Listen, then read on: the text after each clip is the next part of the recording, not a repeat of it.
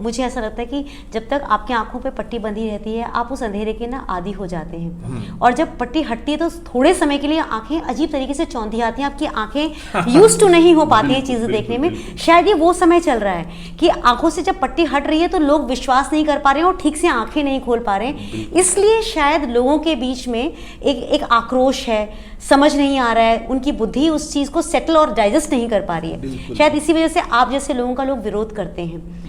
आपको क्या लगता है कि जिस रास्ते पर आप चल रहे हैं, जिस तरह से आप लोगों को भी अपने साथ जोड़ रहे हैं, बदलाव की आप कोशिश कर रहे हैं, कितना बदलाव अभी तक हो पाया है और आपको क्या लगता है कितना समय आपको और लगेगा लोगों में एक बदलाव लाने में? देखिए, क्योंकि सबसे बड़ा बदलाव ना हमारी आत्मा के अंदर के बदलाव की आवश्यकता है, जो कि बदल नहीं पा रही है। बाहरी रूप से हम थोड़ा बहुत आपके हाँ में हाँ मिला सकते हैं, लेकिन अंदर से अभी भी विश्वास उत्पन्न नहीं हो पा रहा है। बिल्कुल सही बात। तो कहाँ हमें किस लेवल पर काम करना होगा?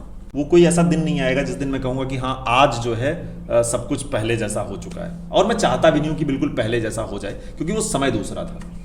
लेकिन मैं ये चाहता हूं कि जिस दिशा में हम बढ़ रहे हैं, अगर हम हमारे संस्कृति की जो संवेदनाएं हैं उन संवेदनाओं से दूर हो रहे हैं, जो उसके मूलभूत विचार हैं उससे दूर हो रहे हैं, तो हम गलत कर रहे हैं। जैसे सनातन संस्कृति जो है मांसाहार के बिल्कुल विरोध में है। बिल्कुल। और आज आप देखिए कि मैं दूसरों को क्या ही कहूं, सनातन संस्कृति को पालन करने वाले सनातन धर्मावलंबी मंदिर भी जा रहे हैं, मंगलवार और गुरुवार को छोड़ दे रहे हैं, उसके बाद खा रहे हैं। बिल्कुल ठीक। तो क्या कर रहे हैं आप? ये किसको दिखा रहे हैं आप कि मंगलवार गुरुवार को हमने छोड़ दिया? ये क्यों आडंबर करना पड़ रहा है? आपके अंदर की वो संवेदना समाप्त हो रही है, और वो संवेदना कि आप अपने भोजन के लिए, अपने रसेंद्रिय के लिए किसी पशु को मारने में एक बार भी नहीं सोच रहे हैं। और आप कह रहे हैं कि हम तो नहीं मार रहे हैं जी, वो तो कोई और कर रहा है। किसके लिए वो मरा? खाया किसने उसको? आपने ना। अगर आप ना लेते तो शायद उसकी जान ना जाती। बिल्कुल। मतलब अजीब अजीब से तर्क दिए जा रहे हैं, अजीब अजीब, कि आप भी तो गेहूं चावल खाते हैं, उसमें भी प्राण होते हैं। सोच भी रहे हो क्या कह रहे हो? अपनी उस क्रूरता को, अपनी उस हिंसकता को छिपाने के लिए गेहूं चावल का उदाहरण दे रहे हो। जो पका हुआ हम फसल काटते हैं, पकने के बाद फसल को काटते हैं, उसके बाद उसको, मेरा कहना सिर्फ इतना है कि धरती पर जन्म हुआ है तो भोजन आपको करना पड़ेगा। जीव जीवस्य जीवनम, एक दूसरे पे हमारा सबका जीवन जो है निर्भर है। हाँ, लेकिन अब जो वही फूड चेन वाली बात, लेकिन हम मनुष्य कब होते हैं? जब हम उतनी संवेदना रखें जितनी संवेदना एक मनुष्य के लिए अपेक्षित है, पशुओं के लिए नहीं अपेक्षित है। शेर से आप नहीं उम्मीद करेंगे कि वो आपके ऊपर दया करेगा अगर वो भूखा है तो, लेकिन एक इंसान से, एक जो वास्तव में मनुष्य है, उससे आप अपेक्षा करेंगे कि इसके अंदर जो मानवीय गुण है, सामान्य मानवीय गुण की करुणा तो होनी चाहिए। कोई आदमी सामने तड़प रहा हो, कोई पशु सामने तड़प रहा हो, और हम भोजन कर लें, मुझसे तो नहीं संभव है। और आप तो छोड़िए, पशु तड़प रहा है, आप भोजन तो छोड़िए, आप उसी को खा जा रहे हैं।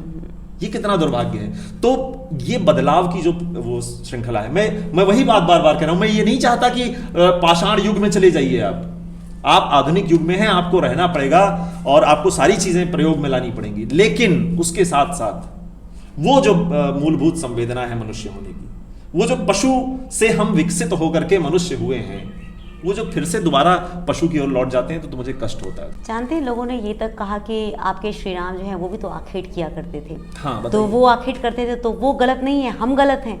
आप सोचिए, ऐसे से आपको बात कही जाती है कि कई बार निरुत्तर हो जाते हैं कि इनको हम जवाब क्या दें, क्योंकि हमारे पास वो जानकारी नहीं है, वो ज्ञान नहीं है कि हम उनको अपफ्रंट होकर के उनके उस सवाल का जवाब दे सकें। अब ऐसी सी चीजें बोल दी जाती हैं। राम जो है वो इस देश की संस्कृति है, वो इस देश की आत्मा है। भगवान श्री राम हैं, भगवान श्री कृष्ण हैं, भगवान महादेव हैं। उनके जीवन को अगर आप देखें, भगवान श्री कृष्ण के जीवन को आप देखिए, भगवान श्री कृष्ण के जीवन में भगवान भगवद गीता में स्वयं कहते हैं कि इस संसार में कुछ भी ऐसा नहीं है जो, हे अर्जुन, मेरे लिए जो करने योग्य हो। अर्थात ऐसा कुछ नहीं बचा है जो मैं पाना चाहता हूं। आदमी कुछ करता क्यों है? क्योंकि वो कुछ पाना चाहता है। मैं कुछ जीवन में करूंगा, या कोई सामान्य व्यक्ति ऐसा कर रहा होगा काम, तो वो कुछ पाना चाह रहा है इसलिए वो कर रहा है। भगवान कृष्ण कहते हैं मुझे कुछ पाना नहीं है, इसलिए मेरे लिए कुछ भी कर्तव्य नहीं बचा है, करने योग्य कुछ नहीं है। न मे पार्थास्ति कर्तव्यम त्रिषु लोकेषु किंचन, नान वाप्तम वाप्तव्यम। हे अर्जुन, मेरे लिए कुछ भी ऐसा नहीं है जो मैं चाहूं और मुझे मिल न जाए, मेरे चाहने मात्र से। फिर भी मैं कर्म कर रहा हूं, फिर भी मैं तुम्हारे साथ लगा हुआ हूं, फिर भी मैं ये लीलाएं कर रहा हूं संसार की, जो आप आखेट की बात कर रहे थे या जो कुछ भी है, ये लीलाएं मैं क्यों कर रहा हूं संसार में? मैं तुम्हारे साथ, तुम हो कौन? मैं तुम्हारे साथ तुम्हारा सारथी बना हुआ बैठा हूं इस रथ पर, जिसको कुछ भी करने की आवश्यकता नहीं है संसार में। तो तुम्हारे मन में ये विचार नहीं आ रहा है कि मैं क्यों बैठा हूं सारथी बना हुआ? तो भगवान कहते हैं कि अगर मैंने भी कर्म करना छोड़ दिया, यद यदाचरति श्रेष्ठा तत्तदेवे तरोजना सयत प्रमाणम कुरुते लोकस्तद अनुवर्तते। लोक वैसा ही अनुकरण करेगा। अगर मैं भी कर्म करना छोड़ दूं तो मुझे देख करके जो लोग प्रेरणा ले रहे हैं, जिनको लगता है कि मुझे भी कृष्ण बनना है, तो कृष्ण बनना है तो क्या करना होगा? कृष्ण की तरह आचरण करना होगा। फिर हम कृष्ण का आचरण देखेंगे तो हम देखेंगे कृष्ण तो कुछ कर ही नहीं रहे, वो तो बैठे हुए हैं, शांत हैं, कुछ नहीं कर रहे, तो वो भी करना छोड़ देगा। तो चूंकि वो कृष्ण हो चुके हैं, वो उस जगह पर जाकर के कर्म छोड़ भी देंगे तो उन पे कोई फर्क नहीं पड़ना। लेकिन जो देख करके नीचे है भी, जो उस चेतना के स्तर पे भी बहुत नीचे है, वो कृष्ण को देख करके काम करना छोड़ दे, जीवन की जो सामान्य, जो उसके जीवन को चलाने के लिए कर्म करने वो छोड़ दे, तो उसका तो नाश हो जाएगा।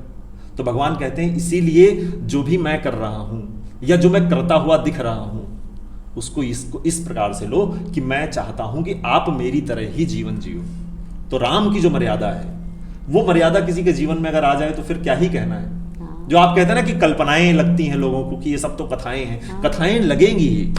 आज के समय में जब ये दौर आ गया है कि एक भाई, अभी मैंने एक वीडियो देखी, एक भाई जो है अब दूसरे भाई को जमीन के लिए ट्रैक्टर के नीचे दबा दे रहा है, अब खुद चला रहा है ट्रैक्टर और नीचे भाई को रगड़ रहा है। इस युग में एक भाई जिसने 14 वर्ष तक खड़ाऊं सिर पर रख करके राज्य किया है भारत, तो ये कल्पना तो लगेगी, किसको नहीं लगेगी कल्पना? सच बात है, सच बात है। इस आज के समय में जब आप देखते हैं ब्रेकअप पैचअप रोज हो रहे हैं, उस युग में छोटी सी बहस हुई, छोटी सी बात हुई, तलाक हो गया। उस युग में कोई कल्पना कर सकता है कि सैकड़ों हजारों किलोमीटर तक कोई व्यक्ति चला गया है दक्षिण में और पूरे दुनिया के सबसे बड़े शासक के सामने अपने वानर भालुओं के साथ सेना लेकर के लड़ गया और उस इतने बड़े शासक को पराजित करके अपनी प्रियतमा को, अपनी सीता को लेकर के वापस आया। तो कल्पना तो लगेगी, मिथक तो लगेगा ही। बात यह है ना कि हम स्वीकार नहीं कर पा रहे। वही बात आपने जो बोली कि पट्टी जो बहुत समय से बंधी हुई थी, उसको जब खोला है ना तो चकाचौंध हो रहा है मेरी आंखों के सामने, अपनी संस्कृति की महानता देख करके कि यार हम किस भ्रम में जी रहे थे अब तक। तो वो बात स्वीकार ही नहीं हो पा रही है। होगी स्वीकार, समय लगेगा थोड़ा।